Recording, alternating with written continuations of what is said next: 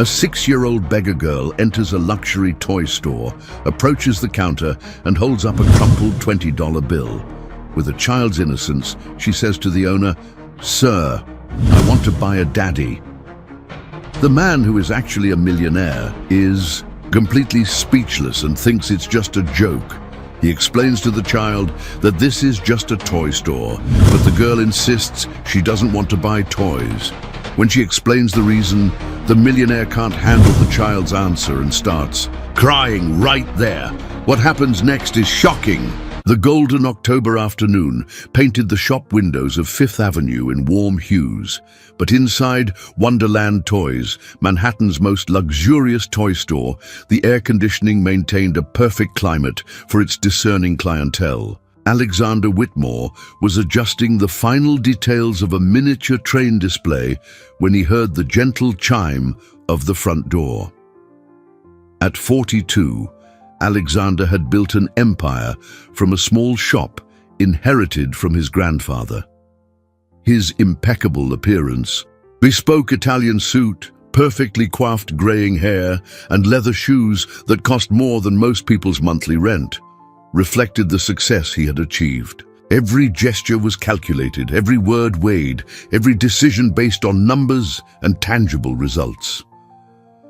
When he turned to greet what he assumed was another customer searching for the perfect gift, his blue eyes met something entirely unexpected.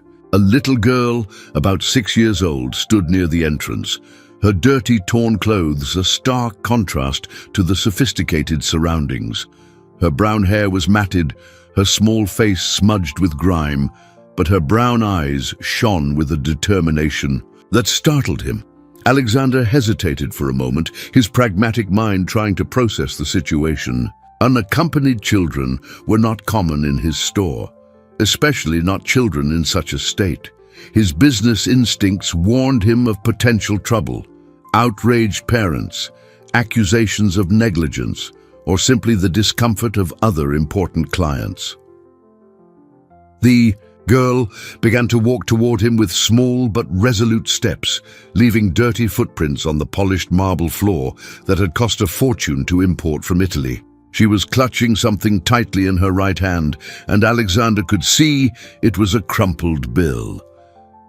"Excuse me, mister," she said, her voice sweet but determined, interrupting his thoughts. "Do you work here?" Alexander looked down to meet those hopeful eyes.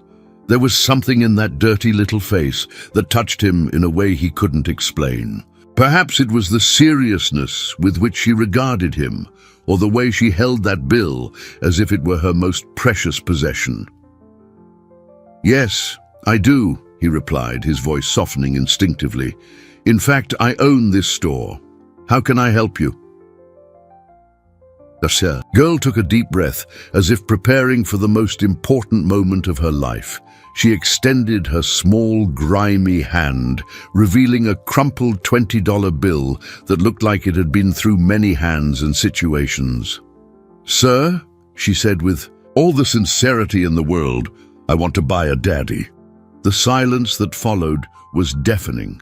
Alexander felt as though the floor had shifted beneath his feet. In all his years of business, dealing with the most extravagant requests from millionaire clients, he had never faced a request that left him so utterly speechless.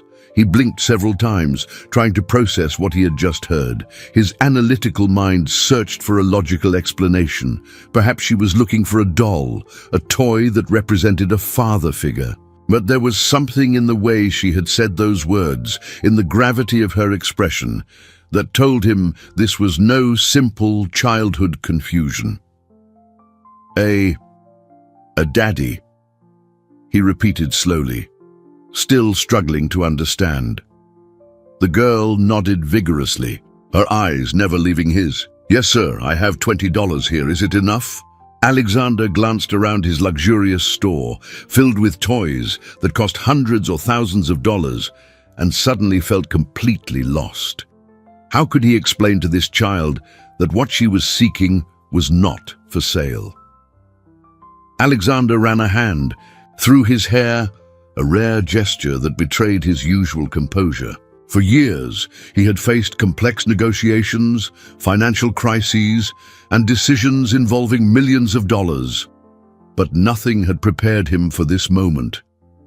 The girl was still there, standing before him with her $20 bill extended, waiting. For an answer he simply didn't know how to give. "Sweetheart," he began, crouching down to her level, "this is a toy store. We sell dolls, cars, games." He paused, searching for the right words. "We don't sell people." The girl's expression shifted subtly.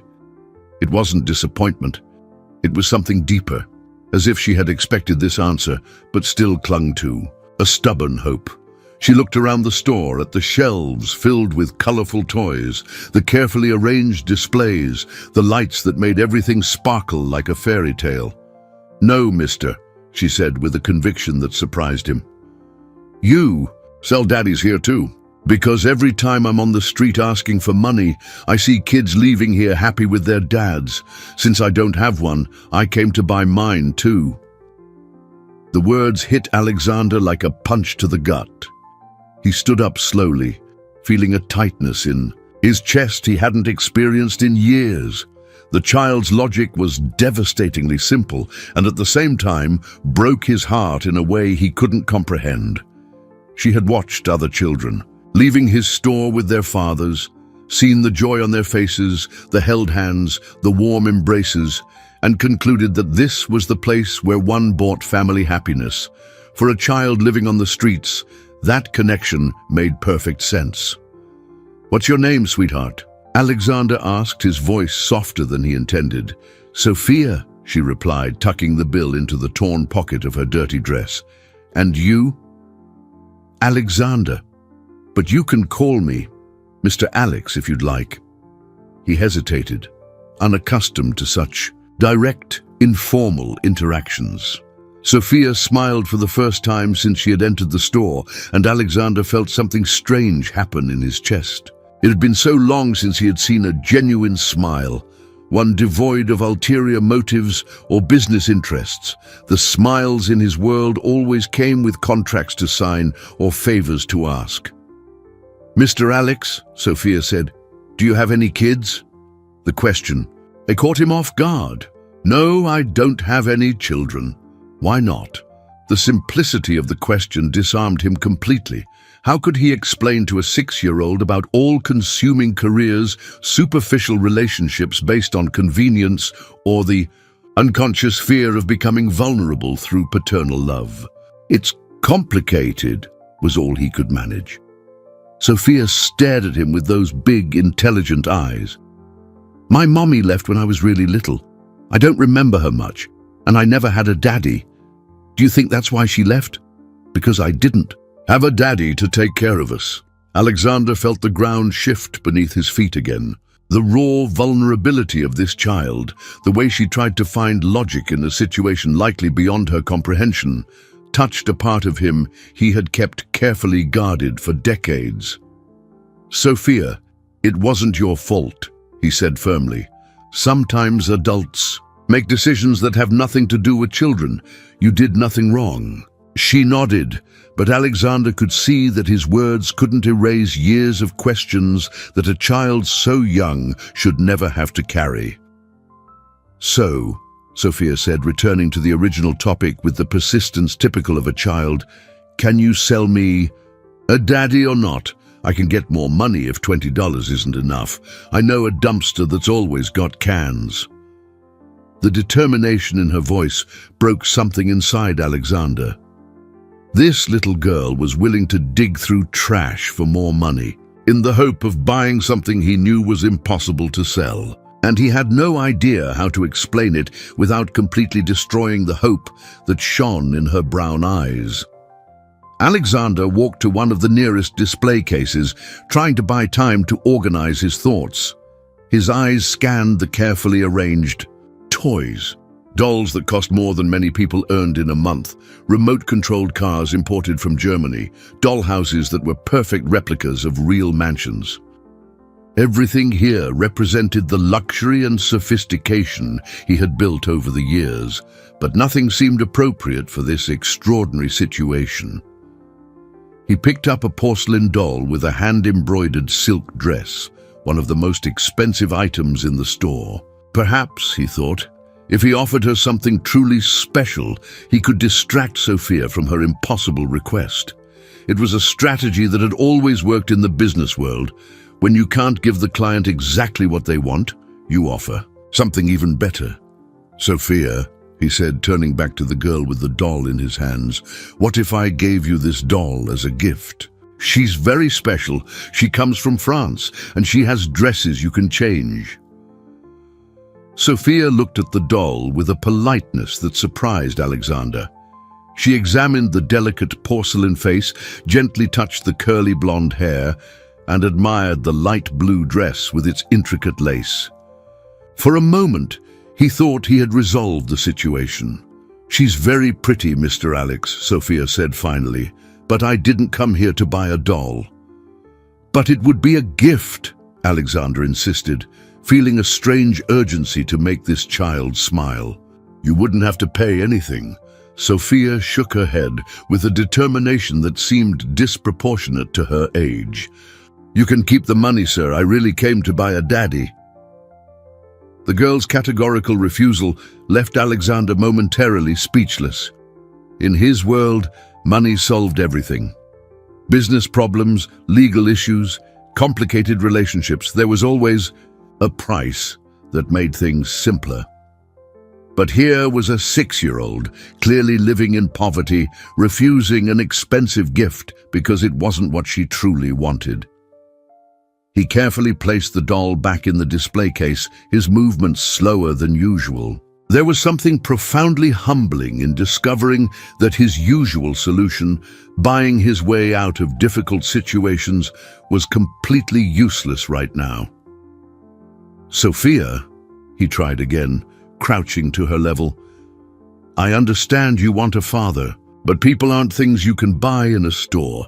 A dad is someone who takes care of you, who loves you, who is always there when you need him. I know that, Sophia replied with a seriousness that unnerved him. That's why I want to buy one, so he can take care of me and love me. Alexander felt a tightness in his chest. The girl's logic was irrefutable within her small world. If she could buy a father, he would naturally do all the things fathers do.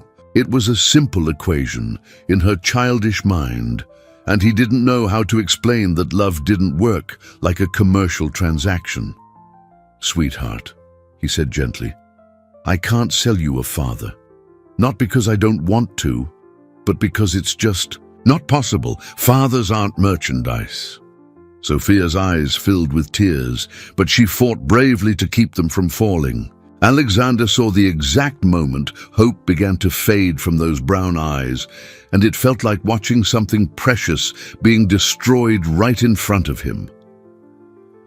So I'm never going to have a daddy? She asked, her voice barely a whisper. Question echoed through the luxurious store like a silent scream of pain. Alexander opened his mouth to answer, but the words just wouldn't come. How could he promise something that was out of his control? How could he offer hope without creating unrealistic expectations? Sophia lowered her head, tucked the crumpled bill back into her pocket, and walked slowly toward the door.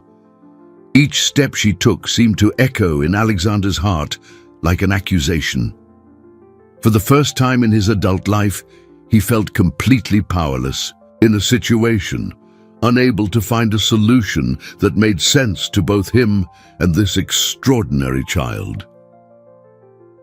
When Sophia reached the door, she turned one last time. Thanks anyway, Mr. Alex. You were nice to me. And then she was gone, leaving Alexander alone in his perfect store, surrounded by thousands of expensive toys, yet feeling emptier than he had ever felt in his life. The hours following Sophia's departure were the longest of Alexander's professional life. He tried to resume his normal activities, reviewing sales reports, approving new products for the Christmas season, returning calls from international suppliers, but his mind kept returning to that little girl with brown eyes and a dirty dress. Mrs. Henderson, his assistant of 15 years, noticed his distraction immediately. She was a shrewd woman of 58 who had learned to read Alexander's moods better than any instruction manual. When he paced past the same display case for the third time without really seeing it, she decided to intervene. "Mr. Whitmore," she said gently, "did something happen today? You seem troubled." Alexander stopped pacing and looked at his assistant. Mrs. Henderson had known him since the early days of his business expansion, had witnessed his victories and defeats, but had never seen him in this state of quiet turmoil. "A child was here today," he said finally. "A little girl, all alone. She wanted to buy a father." Mrs. Henderson blinked several times, processing the information. "Buy a father? Sir, I don't understand." Alexander recounted the entire story.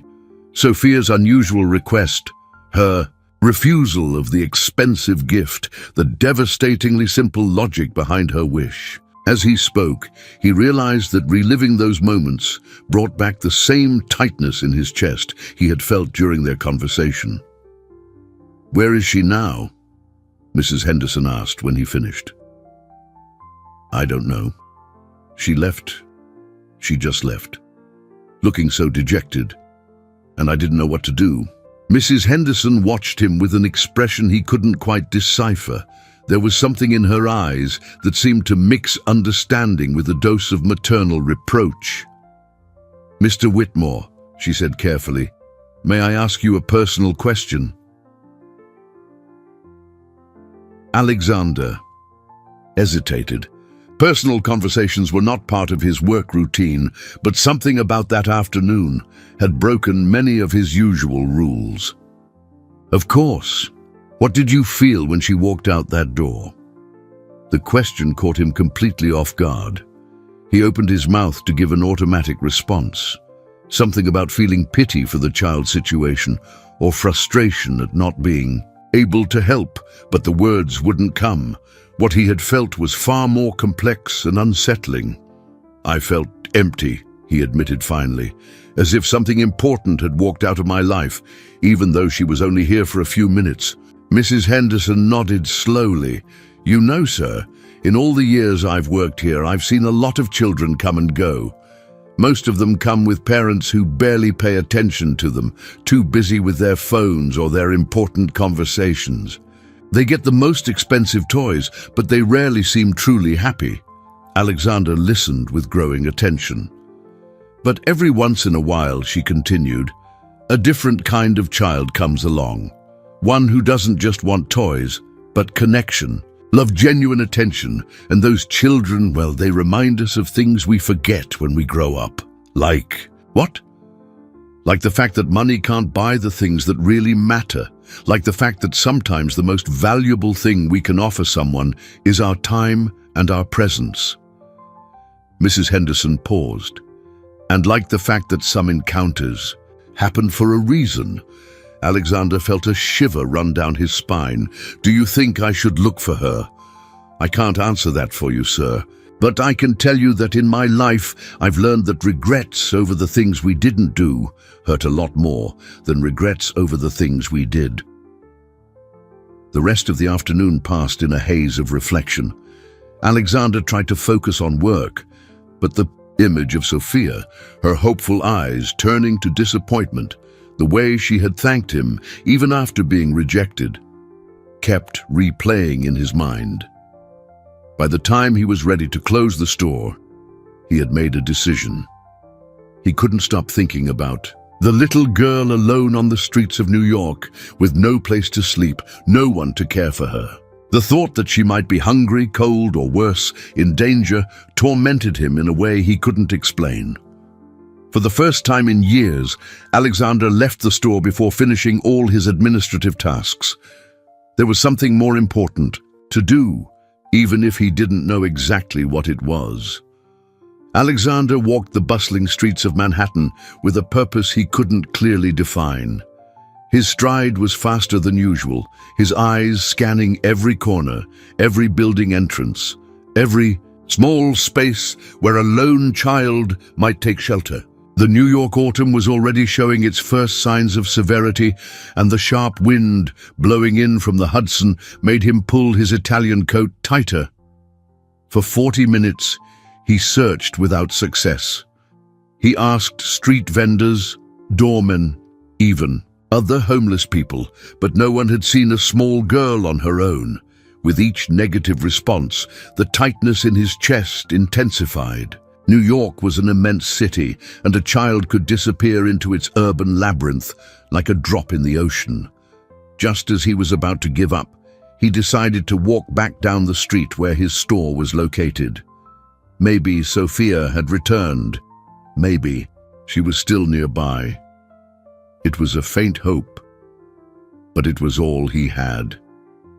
And then he saw her. Sophia was sitting on the sidewalk across the street, huddled against the brick wall of an old building. She had pulled her legs up to her chest and rested her head on her knees, making herself into a tiny human ball. Even from a distance, Alexander could see she was shivering, whether from cold, hunger, or a combination of both. He couldn't tell. Something broke inside him, seeing her in that state of absolute vulnerability. All his adult life, he had shielded himself from this kind of emotional turmoil. In the business world, excessive compassion was seen as a weakness, and he had learned to keep his emotions under strict control. But there, in front of that lonely, helpless child, all his defenses crumbled instantly. He crossed the street without even looking at the traffic, ignoring the angry honks of drivers. As he approached Sophia, she slowly lifted her head, and he saw her eyes were red, whether from crying or the cold wind, he couldn't say. "Sophia," he called softly, crouching a few feet away so as not to startle her. She recognized him immediately, and for a brief moment, her eyes lit up. But the sadness quickly returned, as if she remembered he didn't have what she was looking for. "Hi, Mr. Alex," she said, her voice small and hoarse. "What are you doing here? Where are you going to sleep tonight?" Sophia shrugged, a gesture that seemed too big for someone so small. "Don't know yet. Sometimes I sleep in the park, sometimes under the bank's awning. Depends on where there aren't too many people." The casual way she described her state of abandonment was like a punch to Alexander's stomach. This child had normalized a life no child should ever know. She spoke of sleeping in the open as other children might speak of choosing which toy to take to bed. "Are you hungry?" he asked, noticing how she seemed even smaller than when she had been in his store. Sophia hesitated before answering, as if admitting hunger was a kind of weakness. "A little," she finally said. Alexander felt a wave of protectiveness he had never experienced before. It was something primal, instinctive, that went far beyond simple pity. It was as if every fiber of his being screamed that this child needed to be cared for, protected, fed. "Would you like to have dinner with me?" he asked, surprised by his own words. "I know a place that makes the best burger in the city." Sophia's eyes widened. "For real? But I don't have any money to pay." "You'd be my guest," Alexander said quickly. "And afterward, well, we could take a walk in the park, if you want, of course." For the first time since he had found her on the sidewalk, Sophia smiled. It was a small, hesitant smile, but it was genuine, and Alexander found he would do anything to see that. "Smile again." "I'd like that a lot," she said, slowly getting up and brushing the dust from her clothes. When Alexander extended his hand to help her, Sophia took it without hesitation. Her little hands were cold and dirty, but Alexander held them with a gentleness he didn't know he possessed. At that moment, walking down the busy street with a strange child, he felt he was embarking on something that would change his life forever. He didn't know how or why yet, But a strange certainty settled in his heart. This meeting was no coincidence. The restaurant Alexander chose was a cozy little diner 3 blocks from his store, known for serving neighborhood families for over 20 years. It wasn't the kind of establishment he normally frequented. His dinners took place in exclusive clubs or Michelin-starred restaurants, but something about this night called for simplicity. Sophia was enchanted by everything. Her eyes scanned the room with a pure curiosity that Alexander had forgotten existed. She watched the families at other tables, the waiters carrying steaming plates, the children laughing and chatting animatedly with their parents. There was a melancholy in her gaze as she focused on the family scenes, but also a genuine fascination. "It's really nice in here," she said, as they sat at a booth near the window. Alexander looked around through Sophia's eyes and discovered she was right. The place had a warm charm he had never noticed before. Soft lighting, old photographs on the walls, the comforting aroma of home-cooked food. It was the kind of atmosphere that invited conversation and closeness, a world away from the formal venues where he usually dined. When the menu arrived, Sophia held it with an almost religious reverence, as if it were a precious object. Alexander noticed she was trying to read, but some words clearly confused her. "Can I help you choose?" he offered gently. Sophia nodded, a little embarrassed. "I can read a little, but some of the words are hard." "Do you go to school?" "Sometimes," she replied vaguely, "when I can get clean and when I'm not too tired."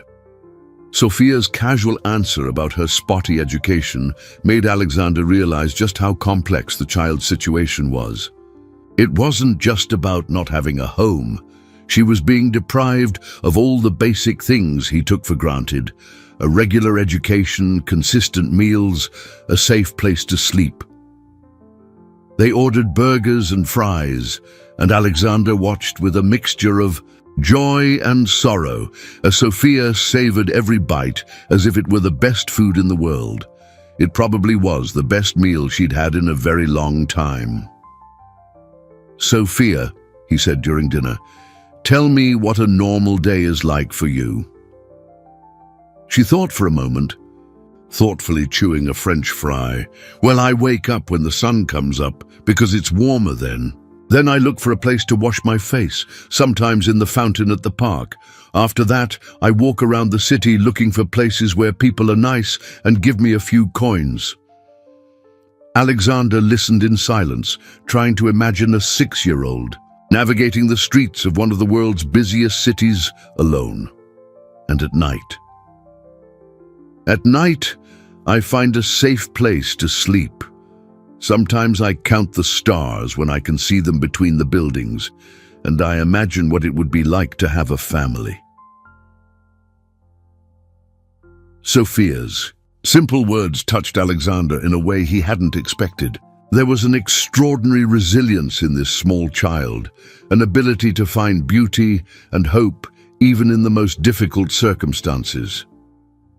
After dinner, as promised, they walked to Central Park. Though it was already dark, the park still had a few visitors, and the lighting created a magical atmosphere among the trees. Sophia ran to the first playground they found, and Alexander followed, fascinated by her sudden burst of energy. "Mr. Alex, come play with me," she shouted from the top of a slide. Alexander hesitated. When was the last time he had played? When was the last time he had done something for pure pleasure, with no agenda or business objective? "I don't know if he began. "Please," Sophia insisted. "It's more fun when you have someone to play with."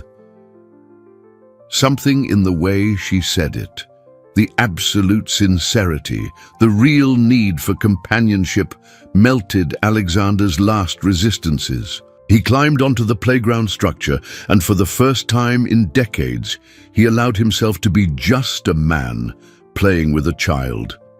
They went down the slide, swung on the swings, and chased each other around the equipment.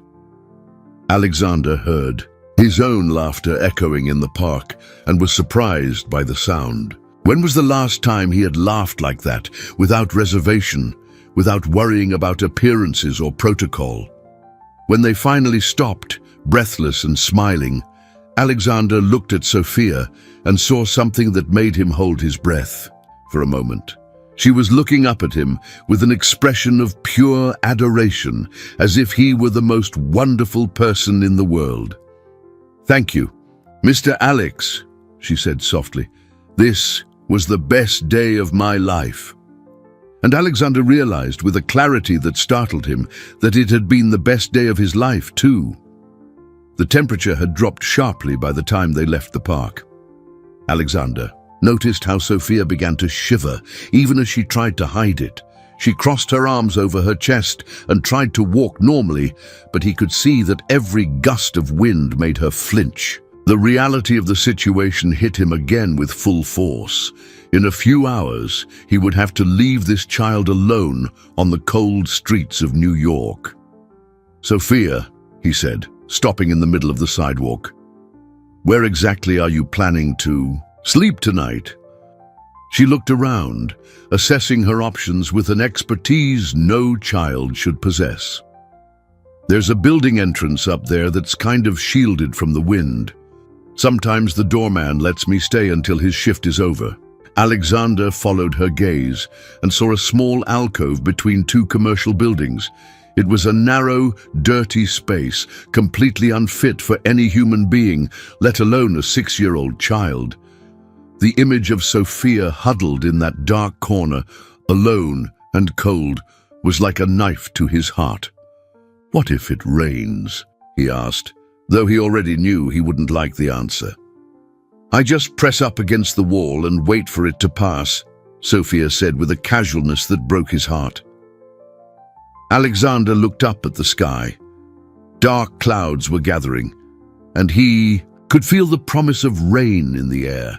The thought of leaving Sophia to face a storm alone, without proper shelter, with no one to comfort her if she got scared, became simply unbearable. At that moment, something fundamental shifted inside him. All his carefully constructed rules about maintaining emotional distance, all his defenses against complications in his organized life, all his concerns about reputation and social protocol crumbled before a simple, devastating truth. He could not abandon this child. "Sophia," he said, his voice firmer than he felt, "what if you came to sleep at my house tonight?" Her eyes widened in surprise. "At your house? For real?" "For real.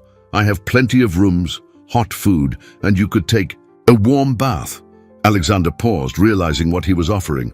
"Just for tonight," he added quickly, more to himself than to her. Sophia looked at him with an expression that mixed hope and disbelief. But I'm a street kid. I'm dirty and I don't have nice clothes." "Are you sure?" The way she described herself, as if her condition made her less deserving of care and affection, broke something definitively inside Alexander.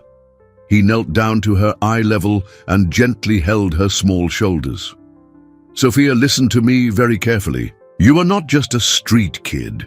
You are a special, brave, and intelligent person, and every person deserves a safe place to sleep, especially when it's cold outside." Tears began to stream down Sophia's dirty face, but this time they were tears of relief and gratitude. "Thank you, Mr. Alex. Thank you so much." The taxi ride to Alexander's mansion on the Upper East Side was silent but not uncomfortable. Sophia gazed out the window in fascination, watching the city lights blur past like moving stars. Alexander watched her reflection in the glass and wondered what had happened to him that day. In 24 hours, his carefully controlled life had been turned upside down by a 6-year-old child.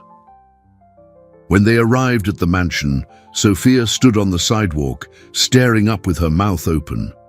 The 3-story brownstone, with its classic facade and impeccably manicured garden, was bigger than anything she had ever imagined. "You live all alone in this whole house?" she asked in awe. "Yes," Alexander replied, and for the first time he realized how lonely that sounded when said aloud. Inside the house, Sophia's fascination continued. She gently touched the polished wood furniture, admired the paintings on the walls, and looked with reverence at the marble staircase leading to the second floor. Alexander saw his house through Sophia's eyes and realized that for all its beauty and luxury, it had always been cold and empty. "Let's find you some clothes," he said, "and then you can take a warm bath." As he led Sophia up the stairs, Alexander knew he had crossed a line from which there was no return. This was no longer just a matter of helping a child for one night. Something had fundamentally changed between them, and in his heart he already knew that just for tonight had become a promise impossible to keep. For the first time in decades, his immense house did not echo with emptiness. There was life, here hope, the promise that perhaps he was not destined to live alone forever. The next morning brought a surreal transformation to Alexander's routine. For the first time in years, he was awakened not by the electronic alarm that went off at 6 a.m. sharp, but by the soft sound of small footsteps in the hallway and a child's voice trying to whisper but failing completely to keep the volume down. "Mr. Alex, are you awake? I don't want to wake you up, but I don't know how the faucet in the bathroom works." Alexander smiled before he even fully opened his eyes. He had woken up several times during the night just to check if Sophia was okay, if she hadn't run away, if it hadn't all been an elaborate dream. Finding her sleeping peacefully in the guest room each time reassured him in a way he couldn't explain. He got up and found Sophia in the hallway, wearing one of his t-shirts like a nightgown. She had tried to comb her own hair, creating a result that was simultaneously adorable and disastrous. Her eyes shone with an energy he hadn't seen the night before. "Good morning, Sophia. How did you sleep?" "It was the best night of my life," she exclaimed. "The bed is so soft I thought I was floating, and there was no car noise, no wind, nothing, and it was warm the whole time." Alexander felt his chest tighten with emotion, imagining how many nights Sophia had spent in places where noise, cold, and discomfort were constants. "I'm glad you slept well. Let's solve this faucet issue and then have some breakfast, shall we?" Breakfast was another revelation. Alexander normally had a quick black coffee while reading financial reports on his tablet. But with Sophia there, everything changed. She was fascinated by the coffee machine, asked 1,000 questions about how the toaster worked, and insisted on helping make scrambled eggs, even if her help resulted in more mess than efficiency. "Mr. Alex," she said, stirring the eggs with intense concentration, "do you eat alone every morning?" "Yes, usually." "Isn't that sad?" The simple question hit him like a lightning bolt. Why would it be sad? "Because eating alone means nobody asks how you slept, or tells jokes, or shares the last piece of toast with you." Sophia paused. "My mommy used to say that food tastes better when you share it." Alexander stopped stirring his coffee and looked at Sophia. At 6 years old, this child had grasped something about life and relationships that he had lost in his 4 decades on Earth. After breakfast, Alexander realized he had a practical problem. He couldn't take Sophia to the store, but he also couldn't leave her home alone. For the first time in his career, he seriously considered skipping work. "Sophia," he said, "what would you like to do today?" Her eyes lit up. "Can we play again? Yesterday was so much fun." "Of course, but, well, I normally work during the day." "Oh." The disappointment in her voice was palpable. "So, you're going to take me back to the street?" The question cut Alexander like a blade. The casual way Sophia assumed she would be abandoned again revealed just how accustomed she was to rejection and abandonment. "No," he said firmly, surprising himself with the speed of his response. "I'm not taking you back to the street. Ever." Sophia looked at him with a mixture of hope and skepticism. "But you have to work. Work can wait. Today is more important." And so, for the first time in 20 years, Alexander Whitmore called Mrs. Henderson and told her he wouldn't be coming to the store. He spent the day playing in the garden of his mansion with Sophia, teaching her how to use the swing set he'd had installed years ago but never used, and kicking a ball around on the immaculate lawn that had always been merely ornamental. During a break, while watching Sophia chase butterflies, Alexander called his personal attorney. "Marcus, I need information on adoption. The legal process, necessary documents, estimated timeline." "Adoption? Alexander, you didn't even tell me you were seeing someone seriously." "I'm not. It's a complicated situation. A child who needs help." There was a pause on the other end of the line. "Are you sure about this? Adoption is a permanent commitment, especially for a single man. There are a lot of legal hurdles." Alexander looked over at Sophia, who had stopped running and was watching him with an expectant look, as if she knew this conversation was about her. "I've never been more certain of anything in my life," he replied. When he ended the call, Sophia approached him shyly. "Mr. Alex, were you talking about me?" Alexander knelt to her level. "Sophia, how would you feel if you could stay here, not just for one night, but forever?" Sophia's eyes filled with tears, but this time they were tears of pure joy. "You mean you want to be my real daddy?" "If you'll have me, yes. I would very much like to be your father." Sophia threw herself into his arms with a force that nearly knocked him over. "I do. I really do. Thank you, Daddy." The word "daddy" echoed in the quiet garden and in Alexander's heart like the most beautiful music he had ever heard. The following days passed like an enchanted dream. Alexander found himself reorganizing his entire routine around Sophia, and, surprisingly, every change felt natural and necessary. His mornings began with shared breakfasts, his afternoons had breaks for playtime, and his evenings ended with bedtime stories, something he had never imagined himself doing. Mrs. Henderson immediately noticed the transformation in her boss when he finally returned to work, bringing Sophia with him. "Mr. Whitmore," she said discreetly, watching Sophia examine a doll display with delight, "I've never seen you look so radiant." It was true. Alexander felt as if a part of him that had been dormant for decades had finally awakened. His business, decisions remained sharp, but they now came with a lightness he hadn't experienced since his youth. However, it was that same afternoon that the reality of his new situation began to get complicated. Veronica Sterling, his girlfriend of 2 years, showed up at the store unannounced. Veronica was everything Alexander's social circle considered ideal. Beautiful, sophisticated, from an old money family, and with important connections in New York high society. She entered the store as she always did, with the confidence of someone who knew she was welcome anywhere. She wore a flawless Chanel suit and carried a handbag that cost more than many people earned in months. Her presence always transformed any environment into something more formal and distant.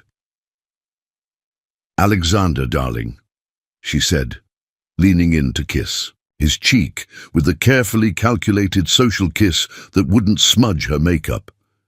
"You haven't been returning my calls. I was worried." It was then that she noticed Sophia, who was sitting on the floor near the counter, drawing on a piece of The paper Mrs. Henderson had given her, Veronica's expression changed instantly from affectionate concern to confusion and then to something close to horror. "Alexander," she said in a low voice, "who is this child? And why is she like that in your store?" Alexander felt a pang in his chest at Veronica's tone. There was disdain in her voice, as if Sophia were an object out of place, a stain in a perfect environment. "Veronica, this is Sophia. Sophia, come meet Veronica." Sophia stood up and approached them shyly. In the past few days, Alexander had gotten her new clothes, but there was still something in her posture, a cautious hesitation that revealed her street origins. "Hi," Sophia said softly, extending her small hand as Alexander had taught her. Veronica looked at the outstretched hand as if it were dangerous. "Alexander, may I speak with you in private?" The tone was polite, but Alexander caught the underlying urgency. He asked Mrs. Henderson to stay with Sophia and followed Veronica to his private office at the back of the store. "What exactly is going on here?" Veronica exploded as soon as the door closed. "Who is that child, and why is she in your store as if she were your daughter?" "Because she is," Alexander said calmly, "or at least she will be soon. I'm in the process of adopting her." The ensuing silence was thick with tension. Veronica stared at him as if he had spoken in a foreign language. "You're joking," she said finally. "Alexander, you can't be serious. Adopting a street kid? Have you completely lost your mind?" "Sophia is not a street kid. She's a smart, brave, and loving girl who needed a family." "Alexander, listen to yourself. How long have you known this child? A week? 2? And you've already decided to adopt her?" Veronica began to pace the office. "Do you have any idea how this will affect your reputation? Our reputation? I don't care about reputation when it's a matter of doing the right thing." Veronica stopped pacing and faced him with an expression he had never seen before. It was a mixture of anger, disbelief, and something that looked almost like contempt. "The right thing? Alexander, you're a respected businessman, a member of exclusive clubs, a prominent figure in society, and now you want to throw it all away for a child who probably has problems you can't even imagine? What kind of problems? Trauma, behavioral issues, who knows what kind of diseases she might have picked up living on the streets? And you don't even know anything about her family. There could be a history of crime, drugs, anything." Alexander felt anger rising in his chest. "You're talking about Sophia as if she's a dangerous animal." "I'm talking about reality." "Alexander, you've always been pragmatic, always made decisions based on logic. What happened to you?"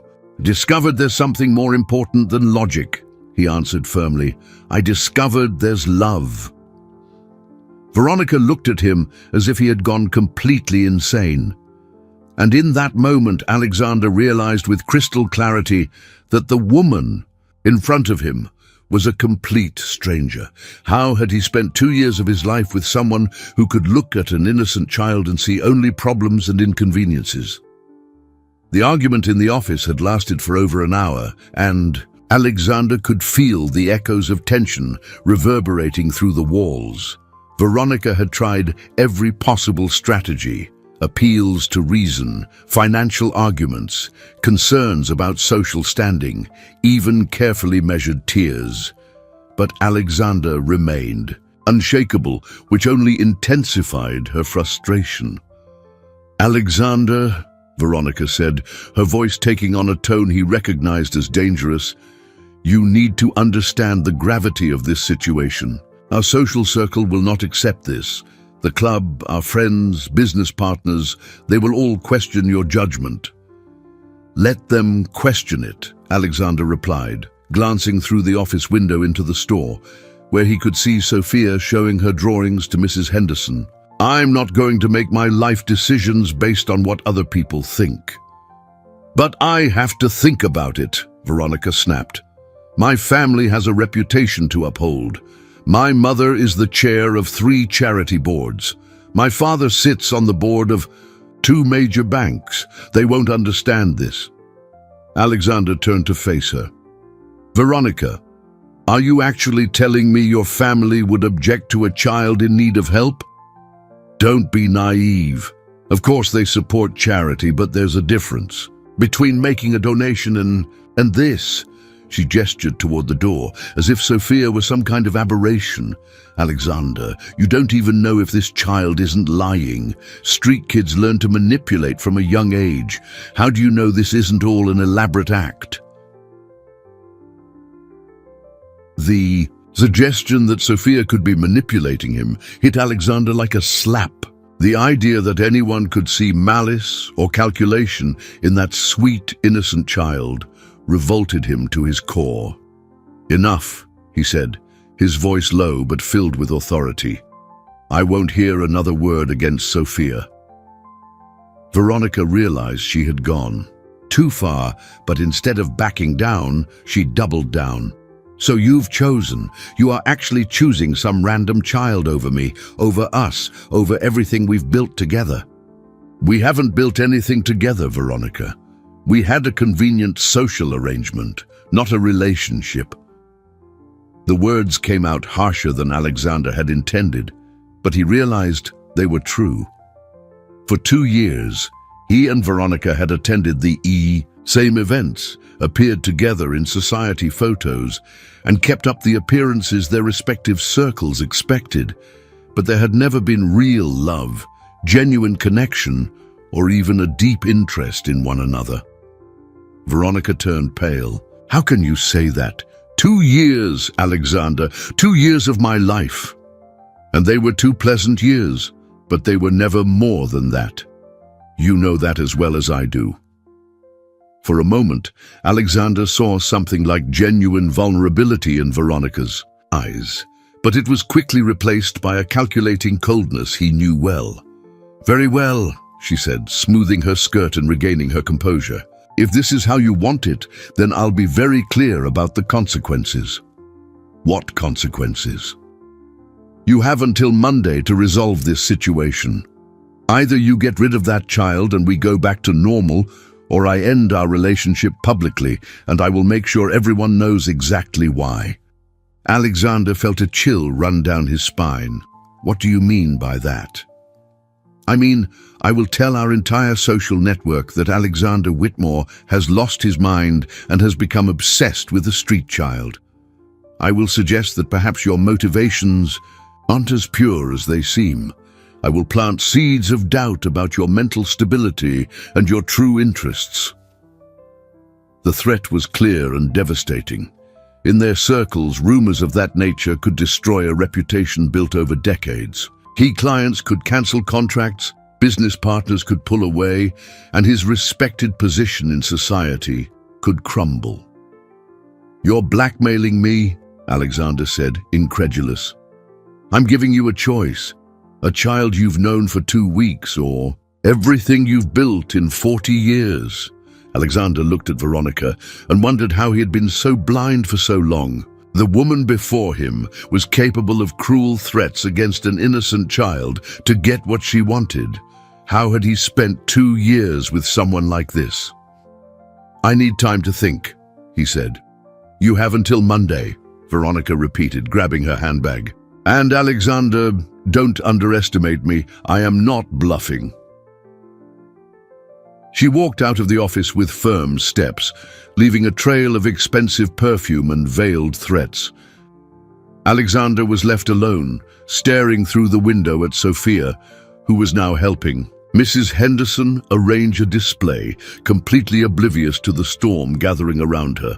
For the first time since deciding to adopt Sophia, Alexander felt fear. Not fear of losing money or social status, but fear that forces beyond his control could tear him away from the daughter his heart had already completely adopted. The weekend passed like an eternity for Alexander. He tried to maintain a sense of normalcy for Sophia, but she, with the keen perception children often have, noticed something was different. "Daddy," she said on Saturday night as he was reading her a bedtime story. "Are you sad? Your eyes look different." Alexander stopped reading and looked at her worried little face.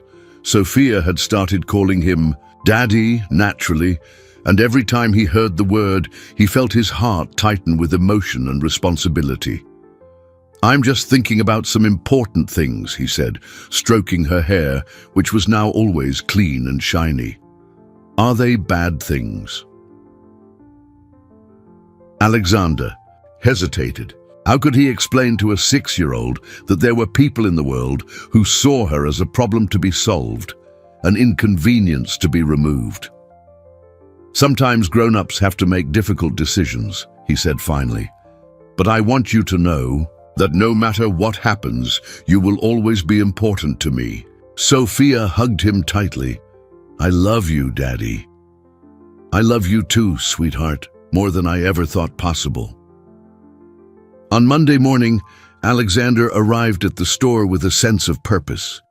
He had spent the entire weekend weighing his options, analyzing every possible consequence, trying to find a way out that would protect both Sophia and his future. But he had reached an unavoidable conclusion. There was no middle ground. Mrs. Henderson immediately noticed his resolution when he walked into the office. "Mr. Whitmore," she said carefully, "Miss Sterling has called 3 times this morning. She said she'd be here at noon." Alexander checked the clock. It was 11:45. "Mrs. Henderson, I need you to take Sophia out for lunch. There's a conversation I need to have, and I'd rather she not be here for it." 15 minutes later, Veronica entered the store with the military punctuality that characterized all her movements. She was wearing an even more formal suit than on Friday, as if preparing for battle. And perhaps she was.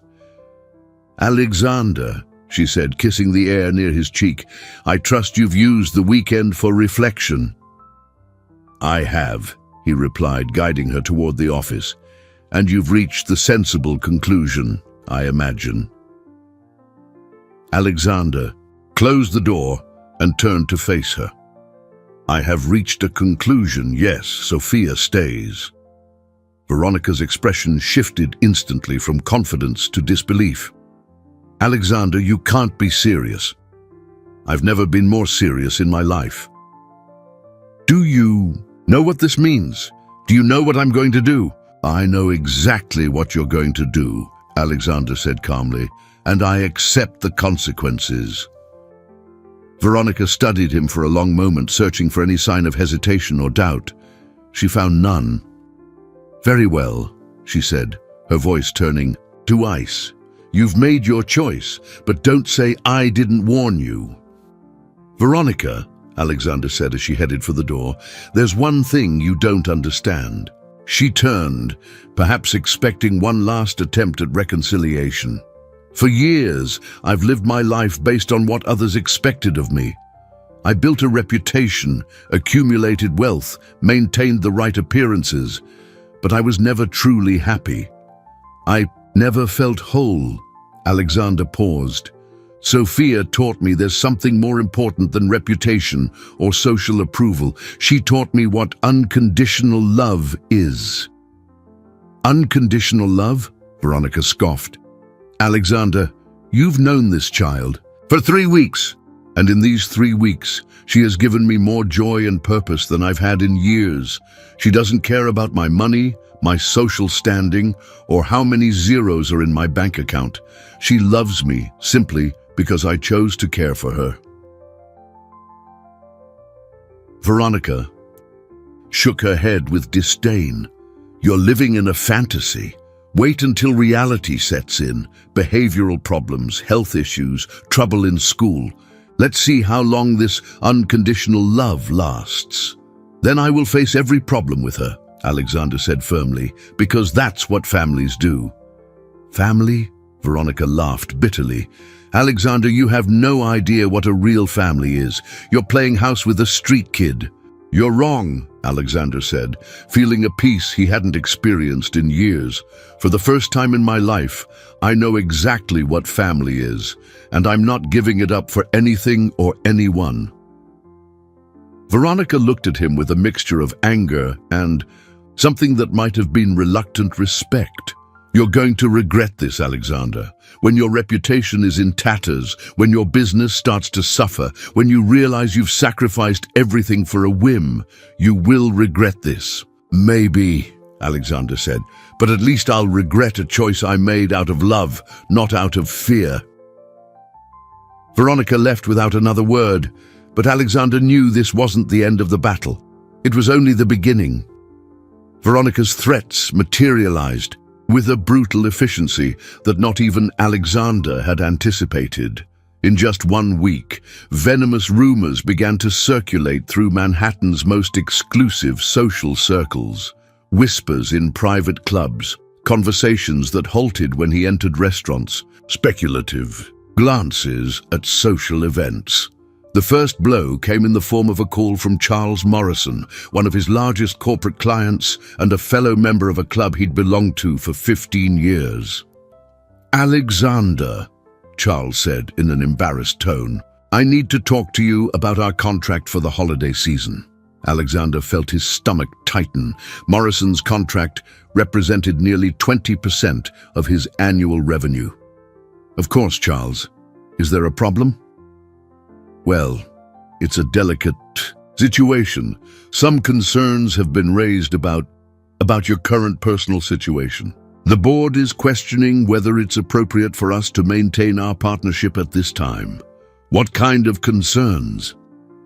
Charles coughed uncomfortably. "Alexander, you know how these things work. Perception is reality in our world. And there are rumors.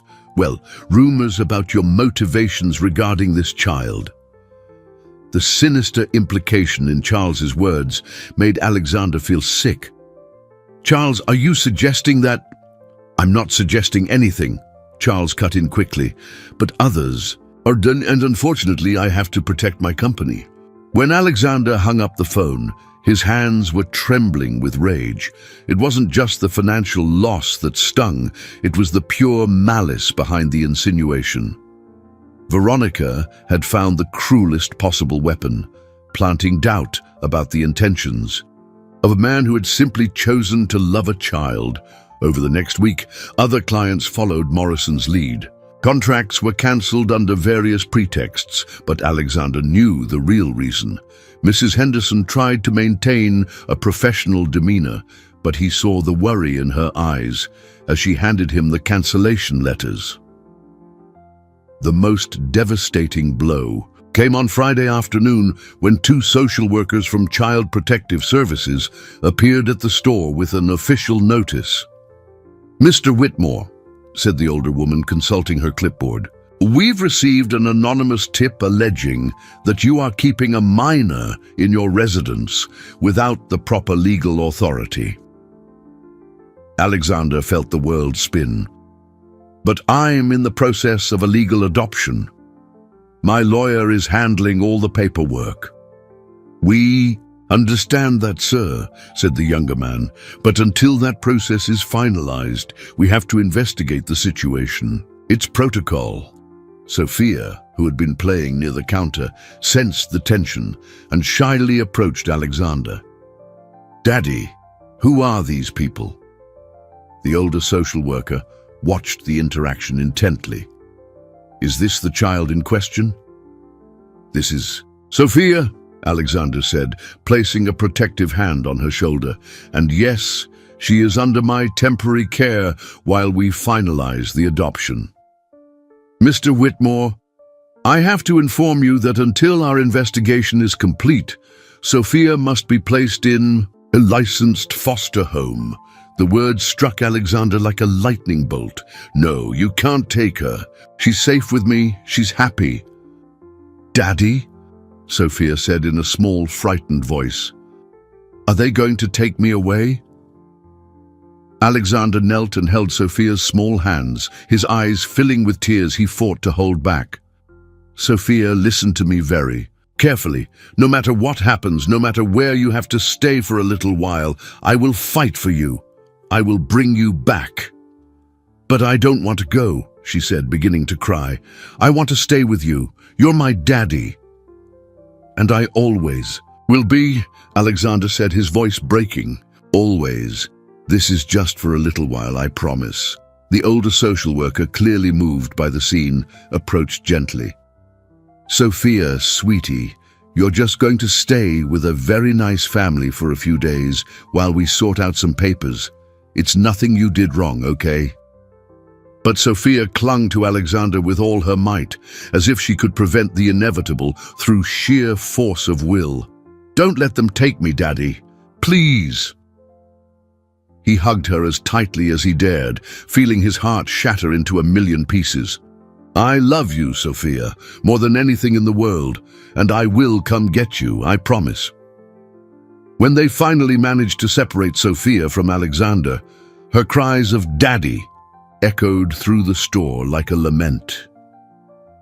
Alexander stood frozen in the middle of his luxurious shop, surrounded by expensive toys and perfect displays, feeling more empty and devastated than at any other moment in his life. Mrs. Henderson approached him, tears in her eyes. "Mr. Whitmore, we'll get her back. We'll fight." "Yes," Alexander said, his voice raw with emotion. "We'll fight, no matter what it costs, no matter how long it takes. I'm not giving up on her." But as he stared at the door through which Sophia had been taken, Alexander wondered if the forces aligned against them were too powerful to overcome. For one terrible moment, he allowed himself to doubt whether love would be enough to conquer the world's cruelty. The 3 days without Sophia were the longest of Alexander's life. He could barely sleep. Eating became a mechanical chore, and work seemed impossible. Mrs. Henderson practically ran the entire store, while he dedicated himself fully to fighting for custody of Sophia. Marcus, his lawyer, worked tirelessly, but the news was not encouraging. "Alexander, the anonymous tip has created complications. We not only have to prove you're a suitable adoptive parent, but also that these malicious allegations are baseless. How long will that take?" "Weeks, possibly months, and that's if everything goes smoothly." Alexander felt despair threaten to consume him. The thought of Sophia spending months in foster care, possibly thinking he had abandoned her, was unbearable. It was then that something unexpected happened. On Wednesday morning, a line began to form outside Wonderland Toys. Alexander watched, confused, from his office window as dozens of people gathered on the sidewalk. Mrs. Henderson rushed up the stairs. "Mr. Whitmore, you need to see this." When Alexander came down to the main floor, he found about 50 people outside, parents with children, grandparents, young couples, people of all ages and backgrounds. Many were holding handmade signs. "We want Sophia back," read one. "Love builds families, not money," said another. "Alexander Whitmore, a real hero," proclaimed a third. Mrs. Henderson explained as they watched through the shop window. "It started with some of the regular families who came in last week and noticed Sophia was gone. When they heard what happened, they spread the word. It seems your kindness impressed more people than you realize." A middle-aged man Alexander recognized as a regular customer knocked on the door. "Mr. Whitmore, can I have a word?" Alexander opened the door and was immediately met with a chorus of supportive voices. "Mr. Whitmore," the man said, "I'm Roberto Silva. My daughter bought her first doll here 5 years ago. I've always admired how you treat the children in this store with genuine respect and kindness. When we heard what you did for Sophia," an elderly woman continued, "and how they're trying to punish you for it, we decided to act. No child should be separated from a loving parent because of malicious gossip." A young mother stepped forward. "Mr. Whitmore, I have a daughter Sophia's age. if someone had helped her the way you helped Sophia, I would be eternally grateful. What they're doing to you both is wrong." The words of support continued for over an hour. Alexander discovered that the story had spread far beyond his immediate social circle. Parents who knew Sophia from the store, neighbors who had witnessed her transformation, even people who had simply heard the story and were outraged by the injustice. More importantly, many of these people knew Sophia personally from the days she had spent at the store. They were able to testify to the social workers about the girl's obvious happiness and well-being when she was with Alexander. "I've never seen a child so radiant," one of the regulars told the social worker who came to investigate the demonstration. Sophia was clearly loved and cared for. Anyone with eyes could see it. The most powerful testimony came from an unexpected source. Dr. Patricia Hendricks, a respected child psychologist who had observed Sophia in the store a few days before the separation, offered her professional assessment. "In my 20 years of experience working with traumatized children," she told the investigative team, "I have rarely seen such a positive and rapid transformation. Sophia wasn't just adjusting, well, she was thriving. Separating a child from an environment where she is so clearly flourishing can cause significant psychological harm." Meanwhile, on the other side of the city, Sophia was fighting her own battle. The foster family was kind, but Sophia refused to eat properly and cried every night, repeating only, "I want my daddy, I want to go home." The case's social worker, Sandra Martinez, had worked with hundreds of children over her career. She knew how to recognize when a child was genuinely distressed by a separation from a loved one versus simply adjusting to a new situation. "This child is not just homesick," she reported in her evaluation. "She is suffering a traumatic separation from a paternal figure to whom she has deeply bonded. The bond between them is clearly genuine and healthy." On the fourth day, Sandra made a decision. She arrived at Alexander's store, accompanied by Sophia, who bolted from the car the moment she saw the familiar storefront. "Daddy!" she cried, running into Alexander's arms as if her life depended on it. Alexander scooped her up and held her, as if he would never let go. Tears streamed down both their faces as they embraced in the middle of the store, surrounded by Mrs. Henderson and a few customers who broke into spontaneous applause. "Mr. Whitmore," Sandra said, watching the reunion, with a smile, "after our full investigation, we have determined that Sophia is in a safe, loving, and suitable environment. The adoption process can proceed as planned." "And the allegations?" Alexander asked, still holding Sophia tightly. "We have determined them to be entirely baseless and clearly malicious. We are closing the case." Alexander looked around his store. His real store, not the business empire he had built, but the place where he had found the love of his life in the form of a 6-year-old girl. He had lost some clients, his reputation in certain circles had been shaken, but he had gained something infinitely more valuable, a real family and a community of people who believed in the power of love over prejudice. "Daddy," Sophia said, pulling back slightly to look into his eyes, "you're not going to let me go away again." "Never again," Alexander promised. "Never again." 6 months after the day Sophia first walked into Wonderland Toys with her crumpled $20 bill, the store had become something entirely different from what Alexander had ever imagined. What was once just a luxury business catering to New York's elite had transformed into a true community hub, where families from all backgrounds felt welcome. Sophia's adoption had been finalized 3 months ago in a simple but deeply emotional courtroom ceremony. Alexander still remembered the way she had squeezed his hand when the judge asked if she wanted him to be her father forever. "He already is," she had replied with a conviction that made the entire courtroom smile. On this particular spring morning, Alexander watched Sophia help a younger child pick out a birthday gift for his sister. The girl's transformation was extraordinary, not just physically, though her hair now shone with health and her clothes were always clean and fitting, but especially in her confidence and natural generosity. "Daddy," Sophia said, approaching him with a shy boy of about 4. "This is Miguel. He wants to buy a present for his sister, but he's a little confused about what to choose." Alexander knelt to Miguel's level. "Hello, Miguel. What kind of things does your sister like to do?" As he helped Miguel find the perfect gift, Alexander reflected on how his own life had changed. Yes, he had lost some important clients due to Veronica's malicious rumors, but he had gained something far more valuable: new customers who came to his store not just for the products, but for the welcoming atmosphere Sophia had helped create. Mrs. Henderson approached with a smile.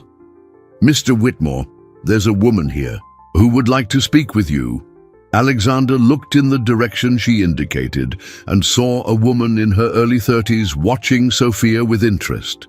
She looked nervous but determined. "Excuse me," the woman said as he approached. "My name is Elena Rossi. I heard about your story with Sophia. I'm a single mother and—" She hesitated, glancing at her young son who was playing near a display case. "I've been facing some hard times recently, and I was wondering if you could give me some advice on how to keep going when everything feels impossible." Alexander smiled with understanding. In recent months, many people had sought out the store not just to buy toys, but to share their stories and seek inspiration.